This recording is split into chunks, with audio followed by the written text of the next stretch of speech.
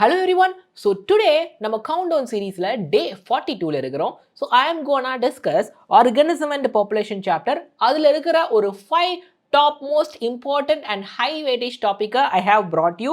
So இதுல இருக்கிற ஒவ்வொரு டாபிக்கையும் நம்ம டீடைல்டா எக்ஸ்பிளைன் பண்ண போறோம். So before we get into the session, don't forget to subscribe the channel. Subscribe பண்ணிட்டீங்கன்னா வீடியோவை லைக் பண்ணிடுங்க because this channel is created for the +1 and +2 students of CBC Board of Tamil Nadu, right? And உங்க ஃப்ரெண்ட்ஸுக்கும் share பண்ணுங்க, right? So let us start. So first topic is the population attribute. அப்போ group of individual தான் population.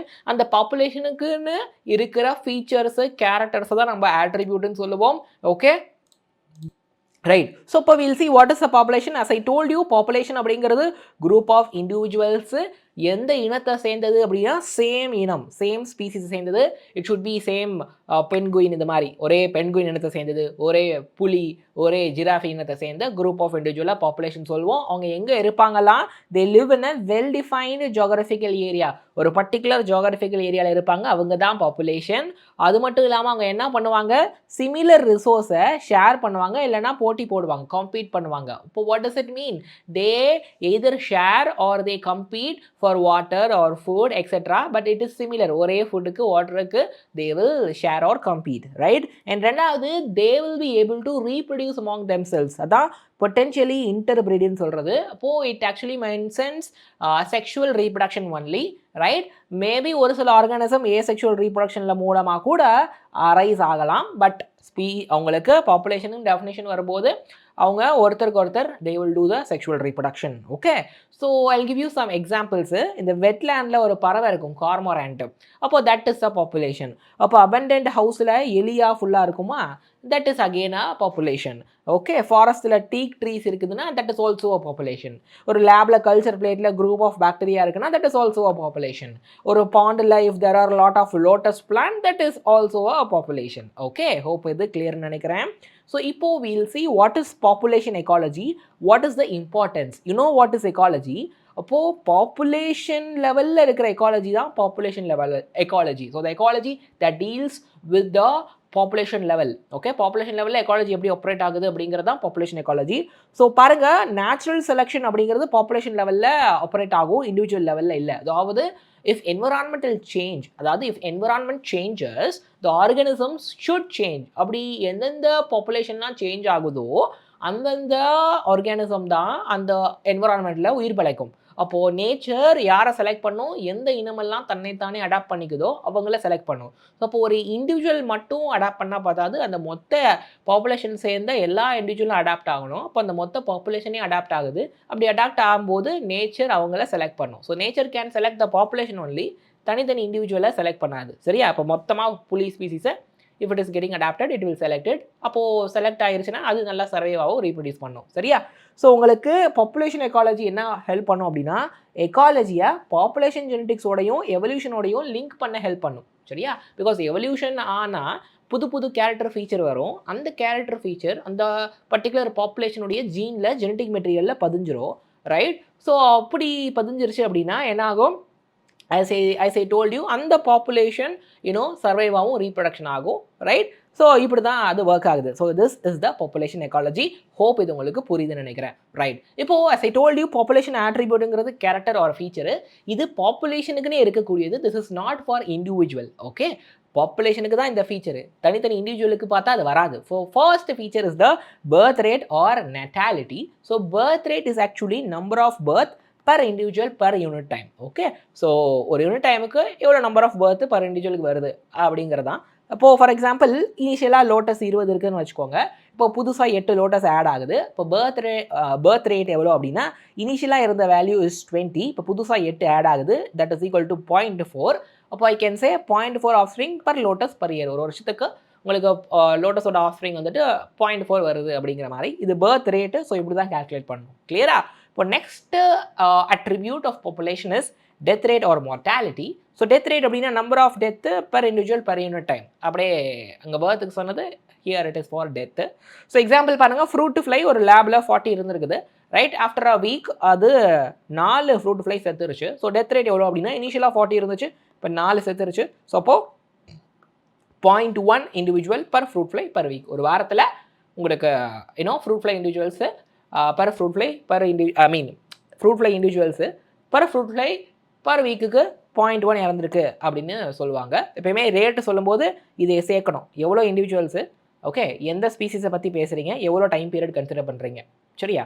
இங்கே fruit fly பற்றி பேசுகிறோம், ஒரு வாரத்தை கன்சிடர் பண்ணுறோம், சரியா? 1 வீக்கை கன்சிடர் பண்ணுறோம். So the third population attribute is the sex ratio. அப்போது ஒரு பாப்புலேஷன் எடுத்துட்டிங்கன்னா மேல் இருப்பாங்க, ஃபீமேல் இருப்பாங்க, right? It can be any population, human, monkey, giraffe, male monkey, female மங்கி, மேல் டைகர், ஃபீமேல் டைகர் எல்லாமே இருக்கும். ஸோ அப்போது ஒரு பாப்புலேஷனில் மேல் அண்ட் ஃபீமேலுடைய ப்ரொபோர்ஷன், இந்த ரேஷியோ எவ்வளோ இருக்குன்னு சொல்கிறது தான் செக்ஸ் ரேஷியோ.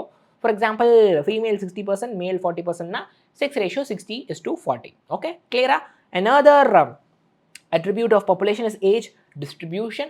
அதை நம்ம ஏஜ் பிரமிட் அப்படின்னு சொல்கிற ஒரு கிராஃப் மூலமாக ரெப்ரசன்ட் பண்ணலாம், ரைட்? ஸோ என்ன அர்த்தம் அப்படின்னா, நீங்கள் எந்த பாப்புலேஷன் வேணால் எடுத்துக்கோங்க, அட் அ டைமில் அந்த பாப்புலேஷனில் டிஃப்ரெண்ட் ஏஜ் கேட்டகரியை சேர்ந்தவங்க இருப்பாங்க, சரியா? ஸோ சைல்டு ஏஜ் கேட்டகரியில் இருக்கிறவங்க இருப்பாங்க, டீனேஜ் கேட்டகரியில் இருக்கவங்க இருப்பாங்க, அடல்ட் ஸ்டேஜில் இருக்கவங்க இருப்பாங்க, ஓல்ட் ஏஜ் அந்த ஏஜ் கேட்டகரியில் இருக்கவங்களும் இருப்பாங்க, சரிங்களா? ஸோ அப்போது டிஃப்ரெண்ட் ஏஜ் குரூப்ஸில் எவ்வளோ பர்சன்டேஜ் ஆஃப் இண்டிவிஜுவல்ஸ் இருக்காங்க அப்படின்னு சொல்கிறது தான் இந்த ஏஜ் டிஸ்ட்ரிபியூஷன். ஸோ அதுக்கான ஒரு கிராஃபிக்கல் ரெப்ரசன்டேஷன் தான் இந்த ஏஜ் பிரமிட் அப்படிங்கிறது. So this is that. So இப்போ பாருங்கள், தெர் ஆர் 3 பேசிக்காக ஒரு 3 டைப் ஆஃப் ஏஜ் பிரமிட் வந்துட்டு உங்களுக்கு இருக்குது, ரைட்? 3 பாப்புலேஷனை ரெப்ரசென்ட் பண்ணுறதுக்கு 3 டிஃப்ரெண்ட் ஏஜ் பிரமிடு. ஒன்று growing population, stable population, declining population. So இந்த பாப்புலேஷனுடைய கவுண்ட் இஸ் இன்க்ரீசிங், அனதர் இதில் ஸ்டேபிளாக இருக்குது, it is not increasing or decreasing. அதில் தேர்ட் இதில் பார்த்தீங்கன்னா population count is decreasing. Look at this. ஸோ எப்பயுமே இந்த கிராஃபில் ப்ரீ ரீப்ரொடக்டிவ், போஸ்ட் ரீப்ரொடக்டிவ் போட்டுறணும், சரிங்களா? ஸோ இவங்க ரீப்ரொடக்ஷன் பண்ண முடியாது, இவங்க ரீப்ரொடக்ஷன் பண்ண முடியும். இவங்களும் ரீப்ரொடக்ஷன் ஸ்டேஜை தாண்டிட்டாங்க, இவங்க ஓல்டு, இவங்க வெரி வெரி யங்கு, இவங்க கரெக்டான அடல்ட் ஸ்டேஜில் இருக்காங்க, சரியா? ஸோ எப்போ ஒரு பாப்புலேஷன் எக்ஸ்பேண்ட் ஆகும் அப்படின்னா, இந்த pre reproductive should be more than the reproductive. So அப்போ தான் கொஞ்சம் நாளை கழிச்சு இந்த pre reproductive if they go to the reproductive, இனிஷியலாக இருந்த ரீப்ரொடக்டிவை விட if this goes here, இதோடைய count get increased, right? So அதே போல் தான் ஸ்டேபிளுக்கும் உங்களுக்கு எப்படி வரும் அப்படின்னா, pre reproductive and reproductive is same. So after some years இது இங்கே போகும்பொழுது கவுண்ட்டு அதே தான் இருக்கும், சரியா? டிக்ளைனிங்கும்பொழுது pre reproductive is less than the reproductive. So after some years இவங்க எங்கே இருக்கிறவங்க அடல்ட்டாக மாறும்பொழுது அந்த கவுண்ட்டு டிக்ரீஸ் ஆகுது. So growing population, stable population, declining population, 3 different kind of age pyramid. So hope அது கிளியர்னு நினைக்கிறேன், ரைட்? இப்போது we have discussed about the 4 population attributes. இதுக்கு கனெக்டடாக இருக்கிற டாபிக் தான் பாப்புலேஷன் சைஸ் ஒரு பாப்புலேஷன் டென்சிட்டின்னு சொல்லுவாங்க. ஒரு பாப்புலேஷன் எவ்வளோ இருக்குது அப்படின்னு சொல்கிறது, it is denoted by the capital N, right? So ஒரு பாப்புலேஷனுடைய ஸ்டேட்டஸை இது சொல்லும், எவ்வளோ கவுண்ட் இருக்குது அப்படிங்கிறது. இது வேரி ஆகும். ஃபார் எக்ஸாம்பிள் பாரத்பூரில் இந்தியாவில் பாரத்பூரில் சைவேரியன் கிரெயின்ஸுடைய பாப்புலேஷன் சைஸு less than 10 தான், ரைட்? பட் ஆனால் ஒரு பாண்டில் இந்த கிளமேடாமோனாஸ் ஆல்கி இருக்குல்ல, அதோடைய கவுண்ட் பார்த்தீங்க பாப்புலேஷன் சைஸ்னால் மில்லியன்ஸில் இருக்கும். So it varies from species to species. So hope it is கிளியர்னு நினைக்கிறேன். இப்போ எப்படி பாப்புலேஷன் டென்சிட்டியை மெஷர் பண்ணலாம் அப்படின்னா, there are various ways to measure it. So first எவ்வளோ நம்பர் ஆஃப் இண்டிவிஜுவல்ஸ் இருக்காங்க அப்படின்றத சொல்லலாம், நம்பரை சொல்லலாம், it's a most common one. ரெண்டாவது எவ்வளோ பர்சன்டேஜ் கவர் இருக்குது. ஸோ பர்சன்டேஜ் கவர்னா அந்த லிவிங் மேட்ரு, ஆர்கானிக் மேட்ரு எவ்வளோ இருக்குன்னு சொல்கிறது. ஸோ எப்போ இது யூஸ்ஃபுல் அப்படின்னா, சைஸ் வந்துட்டு ரொம்ப வேரி ஆகும்போது, for example banyan tree, carrot, grass, so இது ரொம்ப சைஸ் பெருசு, இது ரொம்ப சைஸ் கம்மி. ஸோ அந்த கேஸில் நீங்கள் பர்சன் கவர் எடுக்கலாம். அடுத்து பயோமாஸ் எடுக்கலாம், ரைட்? அதோடைய லிவிங் மேட்ரு எவ்வளோ இருக்குதுன்னு சொல்கிறதுக்கு பயோமாஸு யூ கேன் டேக், ரைட்டா? ஸோ அதில் வந்துட்டு ட்ரை வெயிட் எடுக்கும்போது ரொம்ப அக்யூரேட்டாக இருக்கும். அடுத்து ரிலேட்டிவ் டென்சிட்டி எடுக்கலாம். ரிலேட்டிவ் டென்சிட்டிக்கும் போது ஒரு பாண்டில் இருக்கிற எல்லா ஃபிஷ்ஷையும் கவுண்ட் பண்ணுறது கஷ்டம். இப்போ என்ன பண்ணலாம், அந்த பாண்டில் ஒரு வாட்டி வலை போட்டால் எத்தனை மீன் வலையில் மாட்டுதுன்றதை கவுண்ட் பண்ணிவிட்டு அதை வச்சு அந்த பாண்டில் எவ்வளோ நம்பர் ஆஃப் ஃபிஷ் இருக்க வாய்ப்பு இருக்குது அப்படின்னு கெஸ் பண்ணலாம். ஸோ தான் number of fish caught per trap, okay? அடுத்து இன்டைரக்ட் எஸ்டிமேட் என்னது அப்படின்னா, இப்போ இந்த டைகர் கணக்கெடுப்பெல்லாம் பண்ணும்போது காட்டில் போய் டைகரை ஒன்றுனா எண்ண மாட்டாங்க, சரியா? என்ன பண்ணுவாங்க, அதோடைய பக்கு மார்க்ஸ் இருக்குது பாருங்கள், அதை அப்புறம் அதோடைய மோஷன் பெல்லட்ஸ் இருக்குல்ல, ஃபீக்கல் பெல்லட், அப்போது அதெல்லாம் கணக்கு பண்ணி ஒரு தோராயமாக அப்ராக்சிமேட்டாக இத்தனை டைகர் இருக்குது அப்படிங்கிறத சொல்லுவாங்க, சரியா? இது இன்டைரக்ட் எஸ்டிமேட். ஸோ இந்த மாதிரி பல வழியில் we can measure population size or population density, சரியா? ஸோ பாப்புலேஷன் சைஸை மெஷர் பண்ணுறது சில நேரம் டிஃபிகல்ட். ஏன்னா கவுண்ட் ஹையாக இருக்கும்போது உங்களால் difficult, it is very impossible to count. ஆக்சுவலாக ஒரு பெட்ரி டிஷ்ஷில் பாக்டீரியா எக்கச்சக்கமாக இருக்கும், நீங்கள் எப்படி கவுண்ட் பண்ண முடியும், சரியா? அப்புறம் பார்த்தீங்கன்னா சில ஸ்பீசிஸ் சைஸில் வேரி ஆகும். ஸோ அப்போ நம்பர் வந்துட்டு நம்ம யூனோ கவுண்ட் பண்ணுறது வந்துட்டு it is not correct. For example உங்களுக்கு என்ன சொல்லலாம், பயோமாஸ் இருக்குல்ல, அதை வச்சு தான் நீங்கள் பண்ணணும். அதாவது ஐ கேன் சே பேனியன் ட்ரீ இருக்குதுன்னு வச்சுக்கோங்களேன் ஒரு கம்யூனிட்டியில். அது ரொம்ப பெருசாக இருக்குது அந்த பேனியன் ட்ரீ, ரைட். ஆனால் அங்கே இந்த பார்த்தீனியம் செடி பாருங்கள், அது வந்துட்டு நிறையா இருக்குதான் அந்த கம்யூனிட்டியில். பார்த்தீனியம் செடி வந்துட்டு நிறையா இருக்குதுன்னு வச்சுக்கோங்களேன். நான் சும்மா அது க்ரீன் கலரில் போடுறேன், ரைட்டா. ஒரே ஒரு பேனியன் ட்ரீ நிறைய பார்த்தீனியம். ஸோ அப்போ நம்ம பார்த்தா இதோட கவுண்ட் கம்மியாக இருக்குது, அப்போ இந்த டம்மி பீஸ்ன்னு நினைப்போம். பட் இந்த ஒரு பேனியன் ட்ரீ பார்த்திங்க அப்படின்னா பல ஆர்கானிசத்துக்கு வாழ்விடமாக அல்லது ஒரு ஷெல்டராக இருக்குது. இதுக்குள்ளார பல ஆர்கானிசம்ஸ் இருக்கும். அப்போது ஒரு பேனியன் ட்ரீ அந்த எக்கோசிஸ்டத்தில் பண்ணுற ஒர்க் வந்து ரொம்ப பெருசு, ரொம்ப இம்பார்ட்டண்ட். இவ்வளோ பார்த்தீனியம் இருந்தாலும் அந்த பார்த்தீனியத்திலிருந்து வர pollen grain actually causes allergy to the humans. இப்போ இவ்வளோ இருந்தும் இது ஒன்றும் பெருசாக யூஸ்ஃபுல் இல்லை. இது ஒன்றே ஒன்று இருந்தாலும் அவ்வளோ யூஸ்ஃபுல். ஸோ அந்த மாதிரி கேஸில் நீங்கள் நம்பரை வச்சு நீங்கள் கணக்கு விடுறது இட் இஸ் ஆக்சுவலி மீனிங்லெஸ்ஸு. ஸோ அப்போ நீங்கள் எவ்வளோ லிவிங் மேட்ரு, பயோமாஸ் எவ்வளோ இருக்குது, பர்சன்ட் கவர் எவ்வளோ இருக்குதுன்னு கண்டுபிடிக்கிறது தான் is the most appropriate one. Okay, so hope இது கிளியர்னு நினைக்கிறேன். Let us talk about the population interaction now. So இதில் நிறைய இருக்குது. நான் உங்களுக்கு இம்பார்ட்டண்ட்டாக ரெகுலராக கேள்வி கேட்கக்கூடிய டாப்பிக்கை கொடுக்குறேன். That is the competition. So competition என்ன, அதுக்கு முன்னாடி பாப்புலேஷன் இன்டராக்ஷனில் ஓகே ஒரு ஸ்பீசிஸும் இன்னொரு ஸ்பீசிஸும் இன்ட்ராக்ட் பண்ணிக்குவாங்க, சரிங்களா. So we are going to discuss about இந்த காம்படிஷன் அப்படிங்கிறது. ஸோ காம்படிஷன்னா என்னது, பேசிக்காக பாருங்கோ, இன்னும் 2 ஸ்பீசிஸும் போட்டி போட்டுக்கிறாங்க. சப்போஸ் எந்த ஸ்பீசிஸோடைய ஃபிட்னஸ் வந்து கம்மியாக இருக்குதோ, ஸோ ஃபிட்னஸ் அப்படின்னா எதால் நல்லபடியாக சர்வைவ் பண்ணி ரீப்ரொடக்ஷன் பண்ண முடியுதோ தேட் ஸ்பீசிஸ் இஸ் ஹைலி ஃபிட்னு சொல்லுவாங்க, சரியா. உயிர் படைச்சு ரீப்ரொடக்ஷன் பண்ண முடியலன்னா it is low fit. So competition இருக்கும் பொழுது ஒரு ஸ்பீசிஸுடைய ஃபிட்னஸ் டிக்ரீஸ் ஆகும் இன் த ப்ரெசன்ஸ் ஆஃப் அனதர். இன்னொரு ஸ்பீசிஸ் வந்துட்டு சுப்பீரியராக இருக்கும்போது இன்னொரு இன்ஃபீரியர் ஸ்பீசிஸுடைய ஃபிட்னஸ் ஆக்சுவலி குறையுது, சரியா. ஸோ ஃபிட்னஸை நம்ம ஆர் வேல்யூ வச்சு மெஷர் பண்ணலாம். அதோடைய ஃபுல் ஃபார்ம் என்னதுன்னா intrinsic rate of natural increase அப்படின்னு சொல்லுவாங்க. What is it, intrinsic rate of natural இன்க்ரீஸ்ன்னு சொல்லுவாங்க. ஸோ பேசிக்காக ஆர் வந்துட்டு B minus D, birth rate minus death rate ஆக்சுவலாக, ரைட். ஸோ எப்போ இது நடக்கும் சார் அப்படின்னா அந்த ஸ்பீசிஸு சேம் ரிசோர்ஸை யூஸ் பண்ணுது, ஒரே ரிசோர்ஸு, ஒரே ஃபுட்டு, ஒரே வாட்டருக்கு அவங்க வந்து அந்த ஸ்பீசிஸ் போட்டி போட்டுக்கும் போது தான் மோஸ்ட்லி இந்த காம்படிஷன் நடக்கும். பட் இதில் ஒரு எக்ஸப்ஷன் இருக்குது, அதை நான் சொல்கிறேன், சரியா. ஸோ டார்வின் என்ன சொல்கிறாரு அப்படின்னா காம்படிஷன் எப்படி நடக்கும், ஓகே, எக்ஸிஸ்டன்ஸுக்கான ஒரு ஸ்ட்ரகிள், ரைட். அப்புறம் ஃபிட்டஸ்டானது சர்வைவ் ஆகும் அப்படின்னு சொல்கிறாரு. பிழைக்கிறதுக்கு என்ன பண்ணுறாங்க, தே ஆர் ஸ்ட்ரகிளிங் அண்ட் அதில் எது ஃபிட்டாக இருக்குதோ அதுதான் எக்ஸிஸ்ட் ஆகும் அப்படின்னு டார்வின் சொல்கிறாரு, ரைட். அவர் என்ன சொல்லியிருக்கிறார் அப்படின்னா இந்த இன்டர்ஸ்பெசிஃபிக் காம்படிஷன் அப்படிங்கிறது ஒரு மேஜர் எவல்யூஷனரி ஃபோர்ஸ். அதாவது ஒரு ஸ்பீசிஸ்க்கும் இன்னொரு ஸ்பீசிஸும் அது தங்களை தாங்களே போட்டி போட்டுக்கும் போது அவங்க 2 பேரும் எவால்வ் ஆவாங்க, சரிங்களா. ஸோ இப்போ போட்டி இல்லை அப்படின்னா எவல்யூஷன் இல்லை. ஸோ போட்டிங்கிறது ஒரு நல்ல எவல்யூஷனரி ஃபோர்ஸ் அப்படின்ட்டு டார்வின் ஆக்சுவலாக நம்புறாரு, சரியா.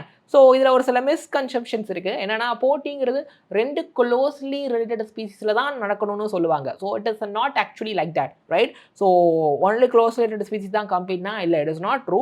அன்ரிலேட்டட் ஸ்பீசிஸ் கூட போட்டி போட முடியும், சரியா. ஸோ இந்த ஃப்ளெமிங்கோஸ் இருக்குல்ல, சவுத் அமெரிக்கன் லேக்கில் ஃப்ளெமிங்கோஸ் வரும் அப்பப்போ. அதுவும் அந்த லேக்கில் இருக்கிற ஃபிஷ்ஷும் போட்டி போட்டுக்கும். இது பேர்டு, இது ஃபிஷ்ஷு, டோட்டலாக 2 டிஃப்ரெண்ட் ஸ்பீசிஸ், ஆனால் போட்டி போட்டுக்கிறாங்க ஒரே ஃபுட்டுக்கு. யார் அந்த ஃபுட்டுனா ஜூ பிளாங்டான் அப்படிங்கிறது தான், சரியா. ஸோ இப்படி கூட அன்ரிலேட்டட் ஸ்பீசிஸில் போட்டி நடக்க வாய்ப்பு இருக்குது, சரியா. 2வது காம்படிஷன் அப்படிங்கிறதுக்கு லிமிட்டிங் ரிசோர்ஸ் இருக்கணும் அப்படின்னா, அதாவது ரிசோர்ஸு கம்மியாக இருக்குது, லிமிட்டிங்காக இருக்குது, அப்போது தான் போட்டி நடக்கும், காம்படிஷன் நடக்கும் அப்படிங்கிறதெல்லாம் கிடையவே கிடையாது ஆக்சுவலாக. ஸோ பாருங்கள், இந்த இன்டர்ஃபரன்ஸ் காம்படிஷன் அப்படின்னு ஒரு விஷயம் இருக்குது, ரைட். ஸோ அந்த அபிங்டான் டாட்டாய்ஸு அண்ட் அதுக்கப்புறம் கோட், அதாவது அபிங்டான்ற ஐலாண்டில் அந்த அபிங்டான் டாட்டாய்ஸ் ஒன்று இருக்குது, ஆமை. அது வந்து நல்லா தான் வாழ்ந்துட்டு இருந்துச்சு. அந்த ஐலாண்டில் திடீர்னு ஒரு கோட்டை இன்ட்ரடியூஸ் பண்ணுறாங்க. அந்த கோட்டு போய் அங்கே இருக்கிற எல்லா புல்லையும் சாப்பிட்டு என்ன ஆயிடுச்சு, இந்த ஆமையோட சாப்பாடெல்லாம் அந்த கோட்டு சாப்பிட்டதுனால அந்த ஆமைக்கு சாப்பாடு இல்லாமல் போய் எக்ஸ்டிங்டே ஆயிடுச்சு. இப்போ இதுக்கு பேர் தான் இன்டர்ஃபரன்ஸு காம்படிஷனு. ரிசோர்ஸ் அபண்டண்ட்டாக தான் இருந்துச்சு, food was very very abundant. But ஒரு ஸ்பீசிஸோடைய ப்ரெசன்ஸு இன்னொரு ஸ்பீசிஸோட அந்த எஃபிஷியன்சி, ஃபீடிங் எஃபிஷியன்சியை குறைக்குது. இவன் சாப்பாடு அவன் சேர்த்து சாப்பிட்டானா இவனுக்கு சாப்பாடு இல்லாமல் போகுது. ஸோ அதுதான் பிரச்சனை. ஸோ இப்போது லிமிட்டிங் ரிசோர்ஸ் எப்போ தான் காம்படிஷன் இல்லை, அபண்டன்ட் ரிசோர்ஸ் அப்பையும் காம்படிஷன் நடக்கலாம், சரியா. ஸோ அடுத்து காம்படிஷனுக்கான பெஸ்ட் டெஃபினிஷன் என்னது பாருங்கோ. காம்படிஷன் அப்படிங்கிறது it is a process in which the fitness of one species is significantly reduce in the presence of another. இன்னொரு ஸ்பீசிஸ் இருக்கும்போது ஒரு ஸ்பீசிஸோட ஃபிட்னஸ் குறையுது, அந்த ஆர் வேல்யூ தான் காம்படிஷன், சரியா. ஸோ பாருங்கள், நம்ம காஸ் வந்து எக்ஸ்பெரிமெண்ட் பண்ணியிருக்கிறாரு, ரைட். அப்போது காம்பரேட்டிவ் எக்ஸ்க்ளூஷன் அப்படிங்கிறத இந்த பேராமீஷியமில் ஓகே பேராமீஷியம் ஸ்பீசிஸில் எக்ஸ்பிளைன் பண்ணியிருக்காரு. ஸோ என்ன சொல்கிறாரு அப்படின்னா, ரிசோர்ஸு கம்மியாக இருக்கும் பொழுது என்னங்க ஃபுட் மாதிரியான ரிசோர்ஸ் கம்மியாக இருக்கும்போது உங்களுக்கு காம்படிட்டிவ்லி சுப்பீரியராக இருக்கக்கூடியது, அதாவது நல்லா ஃபிட்டாக இருக்கக்கூடியது, இன்ஃபீரியராக இருக்கக்கூடியதை எக்ஸ்க்ளூட் பண்ணும், ரிமூவ் பண்ணும் அப்படின்ட்டு காஸ் வந்து சொல்லியிருக்கிறாரு. சரியா? ஸோ அப்போது we are going to see இந்த இதை நான் ஆல்ரெடி வந்துட்டு சொன்னேன் இல்லையா, இது அந்த இன்டர்ஃபரன்ஸ் காம்படிஷனுக்கான ஒரு எக்ஸாம்பிள் ஆக்சுவலாக. சரியா? ஸோ காம்படிட்டிவ் ரிலீஸ்னு ஒரு விஷயம் இருக்குது. What is this competitive release அப்படின்னா, போட்டி போடக்கூடிய ஸ்பீசிஸை, அதாவது காம்படிட்டிவ்லி சுப்பீரியராக இருக்கிற ஸ்பீசிஸை நீங்கள் எக்ஸ்பெரிமெண்ட்டுக்காக ஒரு இடத்துல இருந்து ரிமூவ் பண்ணிட்டீங்கன்னு வச்சுக்கோங்களேன், அந்த காம்படிட்டிவ்லி இன்ஃபீரியராக இருக்கிற ஸ்பீசிஸ் என்ன பண்ணுவான், ஓகே அந்த பெரிய கை போயிட்டான், நம்ம இந்த ஏரியா ஃபுல்லாக ஸ்ப்ரெட் ஆகிடலாம்டா அப்படின்ட்டு இந்த ஸ்பீசிஸ் அந்த டிஸ்ட்ரிபியூஷனை எக்ஸ்பேண்ட் பண்ணும். ஸோ இதில் பார்த்தீங்க அப்படின்னா, okay, as you can see here, இந்த இடத்துல you can find two types of barnacle, right? So you have Chathamalus and you have Balanus. So இங்க இருக்கிறது Chathamalus and இங்க இருக்கிறது Balanus actually. So இப்போ விஷயம் என்ன அப்படின்னா, இந்த இடம் எங்கே அப்படின்னா rocky coast of Scotland. So இந்த பெலானஸ் இங்கே இருக்குதா, பெலானஸ் அப்படிங்கிறது காம்படிட்டிவ்லி சுப்பீரியர், ரைட்? அண்ட் இந்த செத்தாமெலஸ் அப்படிங்கிறது இட் இஸ் காம்படிட்டிவ்லி இன்ஃபீரியர். ஸோ அப்படி இருக்கிறதுனால இவன் தான் மெஜாரிட்டி ஆஃப் த ரீஜனை கவர் பண்ணி ஆக்குபை பண்ணி வச்சிருக்கிறான். இவன் இன்ஃபீரியராக இருக்கிற இந்த பர்னக்கல் செத்தாமெலஸ் இன்ஃபீரியராக இருக்கான்ல, superior competitively inferior. So he is occupying a very small region, right? இப்போ எக்ஸ்பெரிமெண்ட்டுக்காக இவனை நம்ம ரிமூவ் பண்ணுறோம், பெலானஸை ரிமூவ் பண்ணுறோம். அப்போ என்ன ஆகும் தெரியுமா, இந்த செத்தாமெலஸ் இந்த இடம் ஃபுல்லாக ஸ்ப்ரெட் ஆகும். ஃபர்ஸ்ட்டு ஓரமாக அமைதியாக கடந்தவன் இந்த சுப்பீரியர் காம்படிட்டிவ்லி சுப்பீரியராக இருக்கிற பெலானஸை ரிமூவ் பண்ணோடனே இவன் இங்கேயும் வர ஆரம்பிச்சிருவான். அப்போ அவனோட டிஸ்ட்ரிபியூஷன் ஸ்ப்ரெட் ஆகுது, எக்ஸ்பேண்ட் ஆகுது. That is competitive release. So ஓரமாக கடந்தவனை அவுத்துட்ட மாதிரி ரிலீஸ் பண்ண மாதிரி இங்கேயும் வந்து ஸ்ப்ரெட் ஆயிடுவான். கிளியரா? ஸோ பாருங்க, காஸ் என்ன சொல்கிறாரு, ரெண்டு க்ளோஸாக ரிலேட்டடாக இருக்கிற ஸ்பீசிஸ் ஒரே லிமிட்டிங்காக இருக்கிற ரிசோர்ஸுக்கு, அதாவது ரிசோர்ஸ் கம்மியாக இருக்குது, ஓகேவா, அப்படி கம்மியாக இருக்கிற அந்த ஒரு ரிசோர்ஸுக்கு ரெண்டு க்ளோஸ் ரிலேட்டட் ஸ்பீசிஸ் போட்டி போட்டுக்கிட்டாங்கன்னா ரொம்ப நாளைக்கு அவனுங்க கோ எக்ஸிஸ்ட் ஆக முடியாது, ரொம்ப நாளைக்கு பிழைக்க முடியாது, ரைட்டா? அதில் யார் காம்படிட்டிவ்லி இன்ஃபீரியராக இருக்கிறாங்களோ அவங்க எலிமினேட் ஆயிடுவாங்க, டை ஆயிடுவாங்க. காம்படிட்டிவ்லி சுப்பீரியராக இருக்கிறவங்க தான் பழைக்க முடியும். சரியா? ஸோ அப்போது இந்த விஷயம் எப்போ மெயினாக வரும்னா, ரிசோர்ஸு லிமிட்டிங்காக இருக்க முடியும், ரிசோர்ஸு கம்மியாக லிமிட்டடாக இருக்கும் பொழுது. இது காசு சொல்கிற விஷயம். பட் எல்லா நேரமும் இது கிடையாது, இதுக்கு ஒரு சில விஷயமும் இருக்குது. என்னது? எப்பயுமே என்னங்க, க்ளோஸ்லி ரிலேட்டட் ஸ்பீசிஸு ஒரே ரிசோர்ஸுக்கு போட்டி போடும்போது ரொம்ப நாளைக்கு கோ எக்ஸிஸ்ட் ஆக முடியாது, ஒன்றா இருக்க முடியாதுன்னு இவர் சொன்னாரா? இவர் சொன்னதுக்கு ஒரு சில டிஸ்ப்ரூவ் பண்ணுற மாதிரி ஒரு சில எவிடன்ஸ் இருக்குது, அதை நம்ம பார்க்கலாம். So it is not always true. So அதுதான் என்னதுன்னா, நம்மளுடைய மேக் ஆர்த்தூர் அப்படிங்கிற சயின்டிஸ்டுடைய ரிசோர்ஸ் பார்ட்டிஷனிங் அப்படிங்கிற ஒரு மெக்கானிசம். ஸோ என்ன ஆகும் அப்படின்னா, காம்படிஷனை அவாய்டு பண்ணுறதுக்கு ஸ்பீசிஸ் ஒவ்வொன்றும் எவல்யூஷன் ஆகி அடாப்ட் ஆகி தே கோ எக்ஸிஸ்ட் ஆக்சுவலாக. ஏன் போட்டி போட்டுக்கணும், நீயும் வாழ நானும் வாழ்கிறேன் அப்படி சொல்லும். ஸோ போட்டி போட்டுக்கிற அந்த ஸ்பீசிஸ் என்ன பண்ணும், அந்த சேம் ரிசோர்ஸை தான் சாப்பிட போகுது, ரைட்டா? அல்லது அந்த சேம் ரிசோர்ஸ் ப்ரொவைடட் அது ஃபுட்டாக இருக்குன்ற பட்சத்தில் அதை கன்சியூம் பண்ண போகுது. பட் ஆனால் டிஃப்ரெண்ட் வழியில், டிஃப்ரெண்ட் பேட்டர்னில். சரியா? இந்த ஃபொரேஜிங் பேட்டர்ன் மாறலாம், வேட்டையாடுற தன்மை மாறலாம், அல்லது ஃபீடிங் டைம் மாறலாம், ஃபீடிங் நேச்சர் மாறலாம். ஸோ ஃபார் எக்ஸாம்பிள் பாருங்கள், மேக் ஆர்த்தூர் சொல்லியிருக்காரு, வார்ப்ளர்னு ஒரு பேர்ட் இருக்குது, அதில் ஒரு 5 different species of warbler, they are close related. அது வந்துட்டு ஒரு ட்ரீயில் இருக்குது. சரிங்களா? அவங்க பாருங்கள், ட்ரீயோட டிஃப்ரெண்ட் ஜோன்ஸில் இருக்கிற ஃபுட்டை சாப்பிட்டு கோ எக்ஸிஸ்ட் ஆகுறாங்க. நினச்சா இவங்க எல்லாரும் போட்டி போட்டுக்கலாம், ஆனால் வேணாம். இந்த 5 வார்ப்ளரும் என்ன பண்ணிக்குது, நான் இவன் வந்து சொல்கிறான், நான் இங்கே இருக்கிற இதை சாப்பிட்டுக்கிறேன், நான் இவன் இங்கே உள்ளதை நான் சாப்பிட்டுக்கிறேன்றான், இவன் இங்கே உள்ளதை சாப்பிட்டுக்கிறான், இவன் இங்கே உள்ளதை சாப்பிட்டுக்கிறான், இவன் டாப்பில் உள்ள ஃபுட்டை சாப்பிட்டுக்கிறான். ஸோ அப்போ அந்த ஸ்பேஸையே பிரிச்சுக்கிறாங்க. That is the resource partitioning. Okay, so hope இது கிளியர் அப்படின்னு நினைக்கிறேன். சரியா? ஸோ அப்போ காம்படிஷனால் யார் ரொம்ப அஃபெக்ட் ஆகுறாங்க அப்படின்னா, ஐ கேன் சே இந்த ஹெர்பிவோரும் பிளான்ட்டும் தான். பிகாஸ் கார்னிவோருக்கு ஒரு ஹெர்பிவோர் இல்லைன்னா இன்னொரு ஹெர்பிவோரை சாப்பிட்டு போயிட்டே இருக்கும். சரிங்களா? அதுக்கு பெரிய பிரச்சனை கிடையாது போட்டினால். ஆனால் காம்படிஷன் ஹெர்பிவோர் பிளான்ட்டு தான் ரொம்ப பாதிக்கும். காரணம், இவங்களுக்கு நிறைய ஆப்ஷனும் இல்லை, ரைட்? பிளான்ட்டே அதுக்கு கிடைக்கிற ஃபுட்டை வச்சு ஃபோட்டோசிந்தசிஸ் பண்ணுது. ஹெர்பிவோர் அதுக்கு பக்கத்தில் இருக்கிற பிளான்ட்டை தான் சாப்பிடுது, ரைட்டா? ஸோ இவங்களுக்கு தான் போட்டி வந்துட்டு ரொம்ப ப்ராப்ளமை காஸ் பண்ணும் காம்படிஷனை. சரியா? ஸோ ஹோப் இது கிளியர்னு நினைக்கிறேன். நம்ம 2 டாப்பிக்கை கம்ப்ளீட் பண்ணிட்டோம். So join our WhatsApp group. So, if you are starting NEET prep from scratch, join our fast track batch. If you are +2 currently, join our Thalapathy batch. If you are a repeater currently, join our Vetri batch. So, இந்த எல்லா கோர்ஸ்லையும் NEET எக்ஸாமுக்கு உங்களை நாங்கள் prepare பண்ணுறதுக்கு help பண்ணுவோம். Live class, record videos, test series, crash course, question discussion session எல்லாமே இருக்கும். So எல்லா கோர்ஸோட லிங்க் டிஸ்கிரிப்ஷனில் இருக்குது. So please use it. Okay. So அடுத்த தேர்ட் டாபிக் என்னன்னா defence in plant and animal. So பாருங்கள், இது எதுக்கானது அப்படின்னா இந்த ப்ரிடேஷன் அப்படிங்கிற டாப்பிக்கு சம்மந்தப்பட்டது. ஸோ எப்பயுமே ஒரு ப்ரிடேட்டரு ஓகே ப்ரேவை வந்து அடிக்கும். ஸோ ப்ரே என்ன பண்ணும், ப்ரிடேட்டர்லேருந்து தப்பிக்க ஒரு சில டிஃபென்ஸு தற்காப்பாக வச்சுருக்கிறோம். ஸோ பிளான்ட் அனிமல் என்ன மாதிரி தற்காப்பாக டிஃபென்ஸ் வச்சுருக்குன்னு பார்க்க போகிறோம். சரியா?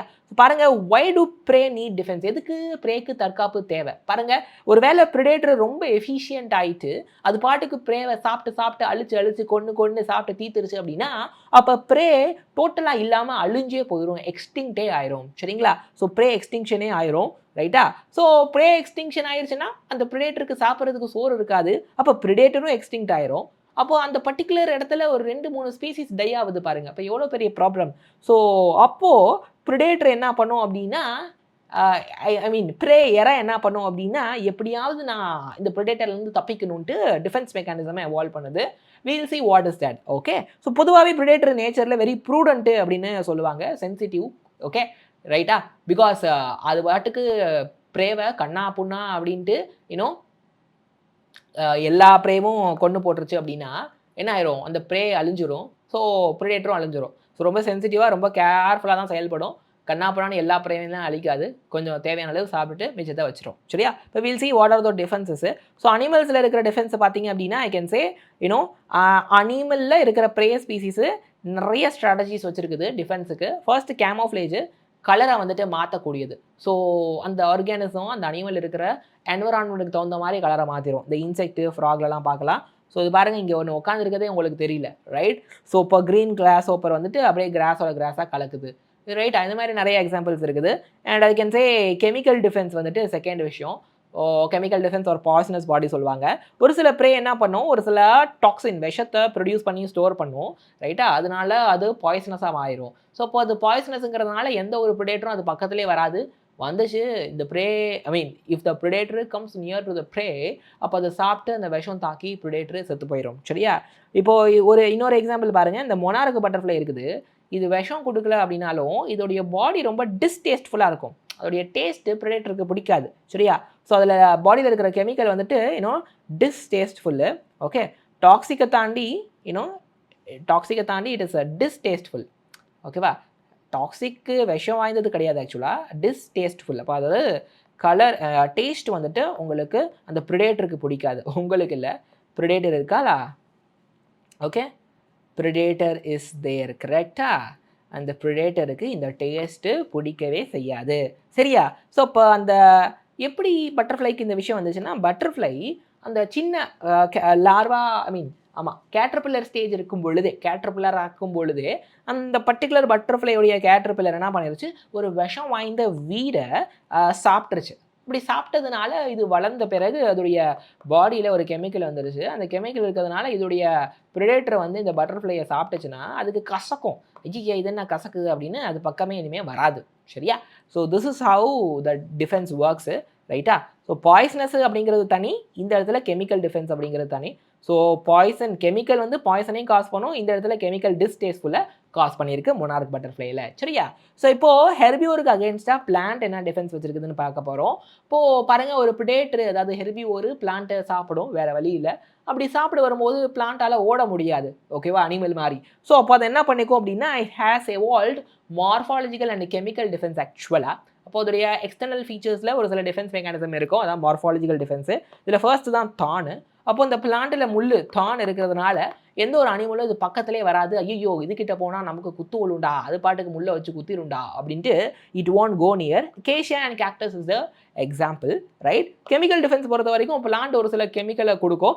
அந்த கெமிக்கல் இருக்கிறதுனால அந்த ப்ரிடேட்டர் வந்து ஒரு வேளை அந்த பிளான்ட்டை ப்ரேவை சாப்பிட்டுச்சுன்னா அந்த கெமிக்கல் இந்த ப்ரிடேட்டருக்குள்ளார போய் அந்த ஹெர்பிவோரை சிக் ஆக்கிரும், இல்லைனா டைஜஷனை இன்னிபிட் பண்ணிடும், இல்லை ரீப்ரொடக்ஷன் பண்ண விடாமல் தடுத்துரும், சில நேரம் அந்த ஹெர்பிவோரையே கொண்டு போட்டாலும் போட்டுரும். சரியா? எக்ஸாம்பிள் கேலோட்ரோபிஸ் எருக்கஞ்செடி இருக்குது பாருங்கள், அது ஒரு கெமிக்கலை ப்ரொடியூஸ் பண்ணும், that is the cardiac glycosides. So கேட்டலோ கோட்டோ இதை வந்து சாப்பிட வந்துச்சு அப்படின்னாலே அதுக்கு ஒரு ஹார்ட் ப்ராப்ளம் அந்த மாதிரிலாம் வரும் ஆக்சுவலாக. ஓகேவா? டெத்து கூட ஆயிரும். ஓகே, ஸோ அதனால தான் எப்பயுமே கேட்டல் கோட் அப்படிங்கிறதுலாம் இந்த செடி பக்கத்தில் வரவே வராது. மோஸ்ட்லி யாரும் வராத காலி இடத்துல தான் இந்த செடி வளருமே. So it is a chemical defence. சரிங்களா? ஸோ நம்ம நிறையா பிளான்ட்டுடைய ப்ராடக்ட்ஸை கமர்ஷியலாக மார்க்கெட்டில் விற்கிறோம். அந்த கெமிக்கல்ஸு பிளான்ட் நிறைய கெமிக்கலை கொடுக்கும், அதை நம்ம மார்க்கெட்டில் சேல் பண்ணுறோம் கமர்ஷியலாக. But all of those chemicals are actually the defence which is exhibited by the plant. ப்ரிடேட்டரை எதிர்த்து டிஃபென்ஸுக்காக அது செக்ரேட் பண்ணுற கெமிக்கலை நம்ம போய் மார்க்கெட்டில் விற்கிறோம். So commercially important plant toxins பார்த்தீங்கன்னா அந்த நிக்கோட்டின், கேஃபின், குயினின், சிக்னைன், ஓபியம், இதெல்லாம் பிளான்ட்டு ப்ரிடேட்டர்லேருந்து தன்னை காப்பாற்றிக்கிறதுக்காக இது செக்ரேட்டிங் ஆல் தீஸு. பட் நம்ம இதை போய் விற்கிறோம். நிக்கோட்டின்லேருந்து சிகரெட் செய்கிறது, இதுலேருந்து ஒரு சில கேஃபினில் ஐ கேன் சே ஒரு சில ஜூஸ்லாம் செய்யலாம். கரெக்டாக? எடுத்ததுக்கப்புறம் இதெல்லாம் ஒரு சில ட்ரக்ஸு செய்ய முடியும், ரைட்? ஸோ இதனுடைய வேலையே ப்ரிடேட்டர்லேருந்து பிளான்ட்டை காப்பாற்றுறது தான். சரியா? Let's talk about the fourth topic, population growth. So அதுக்கு முன்னாடி பாப்புலேஷன் சைஸும் எந்தெந்த ஃபேக்டர்லாம் அதை அஃபெக்ட் பண்ணுன்றதை பார்க்கலாம். பாருங்கள், ஒரு பாப்புலேஷனுடைய அந்த சைஸு டென்சிட்டிங்கிறது இட் இஸ் நாட் ஃபிக்ஸ்டு, அது பாட்டுக்கு மாறிக்கிட்டே இருக்கும். ரைட்டா? எதை பொறுத்து அப்படின்னா there are few factors. First food availability. So food உங்களுக்கு நிறைய அவைலபிளாக இருந்துச்சுன்னா பாப்புலேஷன் சைஸ் ஏறிட்டே இருக்கும். If it is not available குறையும். அதே போல் ப்ரிடேட்டர் ஜாஸ்தி இருக்குது அப்படின்னா அந்த பர்டிகுலர் ப்ரேவை அழிச்சிரும். ஸோ பாப்புலேஷன் சைஸ் குறையும். ப்ரிடேட்டர் அவ்வளோவா இல்லை அப்படின்னா பாப்புலேஷன் சைஸ் ஆஸ் யூஷுவல் நார்மலாக இருக்கும், இல்லை ஏறும். அப்புறம் வெதர் ஒழுங்காக இருந்தால் தான் பாப்புலேஷன் சைஸ் ஒழுங்காக க்ரோ ஆக முடியும். வெதர் சரியில்லை அப்படின்னா பாப்புலேஷன் சைஸு க்ரோ ஆக முடியாது. சரியா? ஸோ இப்போது இந்த மாதிரியான சேஞ்சஸ் எல்லாம் நமக்கு ஒரு விஷயத்த சொல்லுது. ஒரு பாப்புலேஷன் க்ரோ ஆகுமா, க்ரோ ஆகலையா, இன்க்ரீஸ் ஆகுதா, டிக்ரீஸ் ஆகுதா அப்படிங்கிறத நீங்கள் கணிக்கிறதுக்கு இந்த ஃபேக்டர்ஸ் எல்லாம் நீங்கள் செக் பண்ணி பார்க்கலாம். சரியா? ஸோ இப்போ பார்க்க போகிறோம் பாப்புலேஷன் டென்சிட்டி அப்படிங்கிறது ஒரு 4 பேசிக் ப்ராசஸ்னால ஏறி இறங்கும். சரியா? ஃபர்ஸ்ட் விஷயம் நெட்டாலிட்டி அப்படிங்கிறது பர்த் ரேட், எவ்வளோ இண்டிவிஜுவல்ஸ் பிறக்கிறாங்க அப்படிங்கிறது தான் நெட்டாலிட்டி. இமிக்ரேஷன்னா வேறு ஒரு இருப்பிடத்திலிருந்து இந்த பர்டிகுலர் இருப்பிடத்துக்கு அந்த சேம் ஸ்பீசிஸை சேர்ந்த இண்டிவிஜுவல்ஸ் எவ்வளோ பேர் உள்ளார வராங்க, இமிக்ரேட் ஆகி வராங்க அப்படிங்கிறது. இது ரெண்டும் பாப்புலேஷனுடைய சைஸை இன்க்ரீஸ் பண்ணும். அப்புறம் பார்த்தீங்கன்னா மொர்டாலிட்டி, டெத் ரேட்டு, ஒரு பாப்புலேஷனில் எவ்வளோ பேர் இறக்குறாங்க, ரைட்டா? அண்ட் எமிக்ரேஷன், இந்த ஹேபிட்டேட்டை விட்டு வேறு ஒரு ஹேபிட்டேட்டுக்கு எவ்வளோ பேர் போகிறாங்க. ஸோ இறந்தாலும் சரி, வேறு இடத்துக்கு போனாலும் சரி, பாப்புலேஷன் டென்சிட்டி வில் டிக்ரீஸ் ஆக்சுவலாக. சரியா? ஸோ பாருங்கள், immigration and birth rate will increase the population density, emigration and mortality will decrease the population density. Okay, we have an equation for this. So nt plus 1 is equal to nt plus b plus I minus d plus e. இப்போது இது என்ன சொல்லுது அப்படின்னா birth rate plus immigration minus death rate plus emigration, இந்த net value இருக்குல்ல, அந்த வேல்யூவை already இருக்கிற பாப்புலேஷன் டென்சிட்டியோடு நீங்கள் ஆட் பண்ணிட்டீங்கன்னா இப்போ கரண்ட்டாக இருக்கிற பாப்புலேஷன் டென்சிட்டி தெரிஞ்சிடும். ஒருவேளை இது ஜாஸ்தியாக இருக்குது இதை விட அப்படின்னா பாப்புலேஷன் இன்க்ரீஸ் ஆகுதுன்னு அர்த்தம், இல்லை இது ஜாஸ்தியாக இருக்குது இதை விட அப்படின்னா பாப்புலேஷன் டிக்ரீஸ் ஆகுதுன்னு அர்த்தம். ஒரு விஷயம் புரிஞ்சுக்கோங்க, நார்மல் கண்டிஷனில் பர்த்து டெத்து அப்படிங்கிறது தான் பாப்புலேஷன் சைஸை ரொம்ப இன்ஃப்ளூயன்ஸ் பண்ணும், அதாவது இன்ஃப்ளூயன்ஸ் பண்ணும். that only affects the count of the population. Okay, so ஆனால் இந்த இமிக்ரேஷன் எமிக்ரேஷன்லாம் எப்போ முக்கியம்னா ஸ்பெஷல் கண்டிஷனில் தான். ஃபார் எக்ஸாம்பிள், ஒரு புது ஹேபிட்டேட் இப்போ தான் காலனைஸ் ஆகுது, இப்போ தான் ஒரு புது இருப்பிடத்துக்கு நிறைய மக்கள் வந்து குடிபெயர்றாங்க அப்படின்னா அந்த சமயத்தில் நீங்கள் இமிக்ரேஷனை கன்சிடர் பண்ணணும். சரியா? மற்றபடி பர்த் ரேட் டெத் ரேட் தான் நீங்கள் பேச முடியும். அதே போல் எமிக்ரேஷன் அப்படி தான், ஒரு ஸ்பெஷல் கண்டிஷன் அப்போ தான் அந்த இடத்த விட்டு வெளியே போவாங்க, அங்கே என்விரான்மெண்ட் சரியில்லை, ரொம்ப மோசமாக ஹார்ஷ்ஃபுல்லாக இருக்குன்னா அப்போ தான் எமிக்ரேஷன் ஆகும். அந்த மாதிரி சமயத்தில் தான் should include emigration. Okay, right? Let us talk about the final topic, population growth model. So population grow ஆகுது அப்படின்றத சொல்லியிருக்கிறேன், அதை கணிக்கிறதுக்கு படிக்கிறதுக்கு we have few models. So that is the population growth model. So ஏதோ ரேண்டமாக ஏனோ தானோன்னு சொல்லி உங்களுக்கு பாப்புலேஷன் ஓன்ட் க்ரோ, அது ஒரு பேட்டர்னை காட்டும். ஒவ்வொரு டைம் எப்படி ஒவ்வொரு பர்டிகுலர் டைம் பீரியட் பாப்புலேஷன் எப்படி க்ரோ ஆகுதுன்றதுக்கு ஒரு பேட்டர்னை காட்டும். ஸோ பாருங்கள், ஹியூமன் பாப்புலேஷன் அப்படிங்கிறது பார்த்தீங்க அப்படின்னா பயங்கரமாக க்ரோ ஆகிருக்குது, ரைட்? அது எதனால அப்படி பயங்கரமாக க்ரோ ஆகிருக்கு அப்படின்னா I can say human population growth highlights problems caused by unchecked population increase, அதாவது ஹியூமன் பாப்புலேஷன் கண்ணாப்பனான்னு க்ரோ ஆச்சு, ரைட்? அப்படி க்ரோ ஆனதுனால நமக்கு நிறையா ப்ராப்ளம் வந்துச்சு. ஏன் அப்படின்னா நம்ம பாப்புலேஷன் எந்த அளவுக்கு இன்க்ரீஸ் ஆகுது அப்படிங்கிறத நம்ம பெருசாக செக் பண்ணாமலே விட்டதுனால பயங்கரமாக க்ரோ ஆகி நிறையா ப்ராப்ளம்ஸ்லாம் வந்துச்சு. ஃபுட்டு பற்றாக்குறை, ரைட்? அதுக்கப்புறம் தேவையான அளவு ஷெல்டர் இல்லை, அல்லது மெயினாக ஃபுட்டு பற்றாக்குறை அதெல்லாம் வந்துச்சு. சரிங்களா? ஸோ அதனால் எப்போயுமே ஒரு பாப்புலேஷனுடைய க்ரோத்தை நம்ம படிச்சுக்கணும், ரைட்? அப்போ அந்த க்ரோத் மாடல்ஸை நம்ம படிக்கிறது மூலமாக எப்படி ஒரு பாப்புலேஷன் க்ரோ ஆகுது, right? Under different resource condition, வேறு வேறு ரிசோர்ஸ் இருக்கும் பொழுது எப்படி க்ரோ ஆகுது, இந்த ரிசோர்ஸ் இருந்தால் எவ்வளோ க்ரோ ஆகுது, இந்த ரிசோர்ஸ் இருந்தால் எவ்வளோ க்ரோ ஆகுதுன்னு படிக்கணும். ஸோ அப்போ தான் நமக்கும் ஓரளவுக்கு பாப்புலேஷன் எவ்வளோ க்ரோ ஆகும் அப்படிங்கிறது தெரியும். சரியா? ஸோ அப்போ அதை படிக்கிறதுக்கு 2 மாடல் இருக்குது. ஒன்று வந்து எக்ஸ்பனென்ஷியல் க்ரோத் மாடலு. ஸோ அதுக்கு பேர் வந்துட்டு J shaped curve, right? So அப்போது எப்போ எக்ஸ்பனென்ஷியல் க்ரோத் நடக்கும் பாருங்கள், உங்களுக்கு ரிசோர்ஸ் அன்லிமிட்டாக இருக்கணும், ஃபுட்டும் ஸ்பேஸும் அளவுக்கு அதிகமாக இருந்துச்சுன்னா அந்த பாப்புலேஷன் க்ரோ ஆகிட்டே இருக்கும். சரிங்களா? ஸோ இந்த இடத்துல ஒவ்வொரு ஸ்பீசிஸும் தன்னுடைய முழு பொட்டன்ஷியலை பயன்படுத்தி நல்லா ரீப்ரொடக்ஷன் பண்ணி பாப்புலேஷனை ஏற்றிட்டு போயிட்டே இருக்கும். இங்கே போட்டி காம்படிஷன் கிடையாது, ரைட்? அங்கே க்ரோத் ரேப்பிடாகவும் தடையில்லாமல் அன்ரெஸ்ட்ரிக்டடாக இருக்கும். சரியா? ஸோ இதுக்கான ஈக்குவேஷன் என்னது அப்படின்னா dn/dt = b - d × n. bனா பெர் கேபிட்டா பர்த் ரேட், dனா பெர் கேபிட்டா டெத் ரேட், ரைட்டா? ஸோ அதாவது பர்த் ரேட், டெத் ரேட் அப்படின்றத சொல்லுவாங்க. அதுக்கான டெக்னிக்கல் பேர் தான் இது. ஸோ இப்போது b - dங்கிறத நான் ஆர்னு போட்டுக்கிறேன், intrinsic rate of natural increase அங்கே சொன்னேன்ல. ஸோ இப்போ எனக்கு எக்ஸ்பனென்ஷியல் க்ரோத்துக்கான equation dn/dt = r × n. So இதுக்கே நீங்கள் இன்டெக்ரல் எடுத்தீங்கன்னு வச்சுக்கோங்களேன், இந்த dn/dt = r × n-க்கு if you take a integral உங்களுக்கு என்ன கிடைக்கும் அப்படின்னா nt = n0 × e⁻rt. ஸோ இந்த இடத்துல nt அப்படிங்கிறது population at time t, okay? After some time t, ஒரு வாரமோ, ஒரு மாதமோ, ஒரு வருஷமோ, அதுக்கப்புறம் எவ்வளோ பாப்புலேஷன் அப்படிங்கிறது. n0 = population at the initial time, அப்போது ஸ்டார்டிங்கில் எவ்வளோ பாப்புலேஷன் இருந்துச்சு, இனிஷியல் பாப்புலேஷன் சைஸ். ஸோ ஈயோடைய வேல்யூ 2.712-718 எடுத்துக்கலாம், right? So it's a base of natural logarithm. எக்ஸாமில் கேட்பாங்க ஈயோட வேல்யூ என்னது அப்படின்னா, ஓகே, பேஸ் இ அப்படிங்கிறது பேஸ் ஆஃப் நேச்சுரல் லாகரிதம், டீங்கிறது time period, r as I told you intrinsic rate of natural increase. Okay, so இப்போ ஆருக்கு என்ன அர்த்தம் அப்படின்னா எவ்வளோ ஃபாஸ்ட்டாக ஒரு பாப்புலேஷன் க்ரோ ஆகுது அப்படிங்கிறத இந்த ஆர் சொல்லும், intrinsic rate of natural increase. So அப்போ ஆர் வேல்யூ ஹையாக இருக்குன்னா பாப்புலேஷன் சுருன்னு இன்க்ரீஸ் ஆகுது. If r value is low, population குறைஞ்சிட்டே வருதுன்னு அர்த்தம். ஸோ நார்வேல இருக்க ரேட்டுக்கு ஆர் வேல்யூ 0.015. ஃப்ளோர் பீட்டில் இருக்குல்ல, மாவில் இருக்கிற அந்த வண்டு, அதுக்கு ஆர் வேல்யூ 0.12, ரைட்டா? இந்தியாவில் இருக்கிற ஹியூமனுக்கு, சரியா? ஏன்னா இந்தியாவில் 1981 இருந்த ஹியூமனுடைய பாப்புலேஷனுக்கான ஆர் வேல்யூ 0.0205, ஓகேவா? இப்போ இதெல்லாம் வச்சு நமக்கு என்ன சொல்லலாம் அப்படின்னா பாசிட்டிவில் இருக்குதா? So birth rate is high than the death rate. So இது ஹையாக இருக்குது, இது கம்மியாக இருக்குது, அதனால தான் இது பாசிட்டிவ். சரியா? அப்போ இதுக்கான கிராஃப் பாருங்கள், ஜே ஷேப்பில் வரும். So this is X axis, this is Y axis. இப்படி தான் உங்களுக்கு எக்ஸ்பனென்ஷியல் க்ரோத் வந்துட்டு இருக்கும். ஃபஸ்ட்டு ஸ்லோவாக இருக்கும், ஸோ அப்புறம் பார்த்தீங்கன்னா சுருன்னு இன்க்ரீஸ் ஆயிரும். சரியா? கிளியரா? ரைட். இப்போது நம்ம செகண்ட் க்ரோத் மாடலுக்கு போகலாம். That is the logistic growth model. அதுக்கு எஸ் ஷேப் கர்வ் வரும், சிக்மாய்டு கர்வ்னு சொல்லுவோம், ரைட்டா? ஸோ பாருங்கள், இது உங்களுக்கு dn/dt = r × n அப்படிங்கிறது. இதுக்கே நீங்கள் இன்டெக்ரல் ஃபார்ம் எடுத்தீங்கன்னா fine, that is not for you actually. Yeah, உங்களுக்கு dn/dt = r × n இருக்குல்ல, ஸோ அதுக்கு உங்கள் NCERT புக்கில் கூட இருக்கும். dn/dt = r × n அப்படிங்கிறது தான் எக்ஸ்பனென்ஷியல் க்ரோத்துக்கான கிராஃப் ஆக்சுவலாக. சரியா? ஹோப் இது கிளியர்னு நினைக்கிறேன். Let's talk about the logistic growth model. சரியா? ஸோ அப்போது அதுக்கு எக்ஸ் ஷேப்டு அல்லது சிக்மாய்டு கர்வ்னு சொல்லுவாங்க. ஸோ எப்போ அல்லது ஏன் லாஜிஸ்டிக் க்ரோத் நடக்கும் அப்படின்னா, எப்போ நேச்சரில் ரிசோர்ஸ் லிமிட்டடாக இருக்குதோ, இதுதான் ரியாலிட்டி ஆக்சுவலாக. ஸோ ஃபுட்டு ஸ்பேஸ்லாம் லிமிட்டடாக இருக்குதோ, இப்போ போட்டி வரும், காம்படிஷன் வரும், இப்போ பாப்புலேஷன் க்ரோத்து ஸ்லோவாகும் ஆக்சுவலாக. எவென்ச்சுவலாக ஒரு பாயிண்ட்டுக்கு மேலே ஸ்டாப்பே ஆயிரும். சரிங்களா? ரைட்?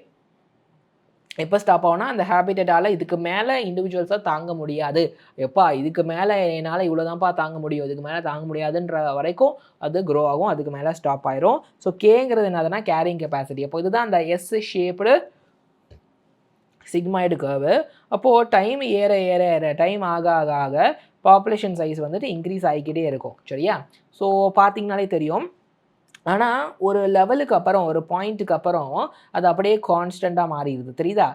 பாப்புலேஷன் சைஸ் ஏறவும் இல்லை இறங்கவும் இல்லை அப்படியே ஸ்டேஷனரியாக ஆயிடுச்சு. ஸோ இப்போ இந்த இடம் தான் இந்த வேல்யூ தான் என்னது கேபிட்டல் கே கேரியிங் கெப்பாசிட்டி சொல்லுவாங்க. So maximum number of individual a habitat can support அதிகபட்சம் எவ்வளோ தாங்க முடியும்.